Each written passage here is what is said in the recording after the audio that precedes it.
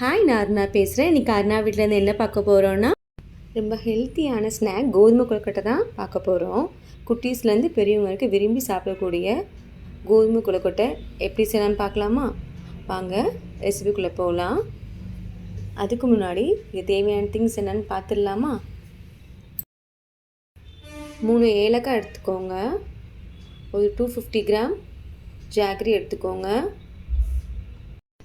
1.5 cup கோதுமை மாவு எடுத்துக்கோங்க. இப்போ ஒரு கடாயை அடுப்பில் வச்சுட்டு கடாய் ஹீட் ஆனதுக்கப்புறம் 1 டீஸ்பூன் நெய் ஆட் பண்ணிக்கோங்க. நெய் சூடானதுக்கப்புறம் 1.5 கப் கோதுமை மாவை அதில் போட்டுக்கோங்க. எந்த கப்பை வச்சு மெஷர்மெண்ட் பண்ணுறீங்களோ கோதுமை மாவு அதே அளவுக்கு 1 கப் வெல்லம் எடுத்துக்கோங்க. இப்போது கோதுமை மாவை நல்லா வறுக்கணும், கறியிடக்கூடாது. நல்ல வாசம் வரும். மீடியம் ஃப்ளேம் டு ஸ்லோ ஃப்ளேமே வச்சு வறுத்துக்கோங்க. ஒரு 5 to 7 மினிட்ஸ் வறுத்துக்கோங்க. நல்லா வாசனை வரும். அதுக்கப்புறம் ஆஃப் பண்ணிவிட்டு ஒரு ஓரமாக எடுத்து வச்சுக்கோங்க.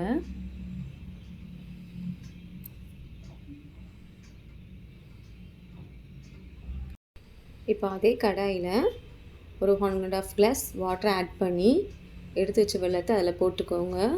இதுக்கு பாகு போதெல்லாம் கிடையாது, வெல்லம் கரைஞ்சால் மட்டும் போதும். வெல்லம் கரைய ஆரம்பிச்சிட்ருக்கு.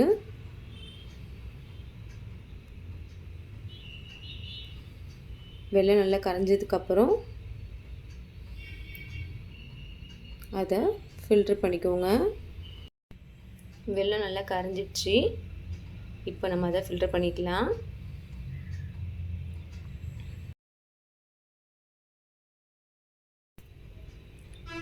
இப்போது ஒரு பவுலில் நம்ம வறுத்து வச்ச கோதுமை மாவை போட்டுட்டு அதில் ஏலக்காய் சேர்த்துக்கோங்க. கொஞ்சம் உப்பு ஆட் பண்ணிக்கோங்க. அதுக்கப்புறம் இதை மிக்ஸ் பண்ணிக்கோங்க. அப்போ தான் உப்பு எல்லாத்துலேயும் ஆட் ஆகும். பாகை கொஞ்சம் கொஞ்சமாக சேர்த்து கரண்டியோட பேக் சைடு இருக்கும், அதை வச்சு மிக்ஸ் பண்ணிக்கோங்க. ஏன்னா பாகு சூடாக இருக்கும் போதே சேர்க்கணும்.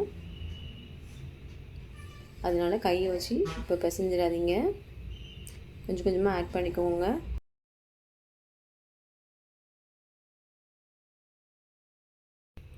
நான் எடுத்த பாகு இந்த மாவுக்கு சரியாக இருந்துச்சு. இப்போ நல்லா கையை வச்சு பிசைங்க. கொஞ்சம் சூடாக தான் இருக்கும், அப்போவே நல்லா பிசைஞ்சு விட்டுக்கோங்க. நல்லா சாஃப்டாக பிசைஞ்சுக்கோங்க. பாருங்கள், கொஞ்சம் சூடாக தான் இருக்கும். அழகாக சூப்பராக நம்ம கொழுக்கட்டைக்கு பிசைஞ்சாச்சு. இப்போது கொழுக்கட்டை பிடிக்க ஆரம்பிக்கலாம். நான் இன்றைக்கி பிடி கொழுக்கட்டை மாதிரி தான் பிடிச்சிருக்கேன். உங்களுக்கு என்ன ஷேப் வேணுமோ அது மாதிரி பிடிச்சிக்கோங்க. பாருங்கள், அழகாக இருக்குல்ல?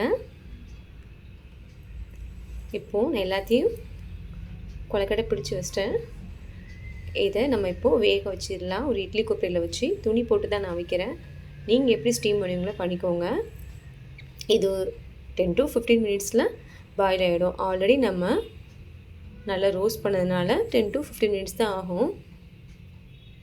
இப்போது கொழுக்கட்டை ரெடி ஆயிடுச்சு. அங்கே பார்க்கலாம்.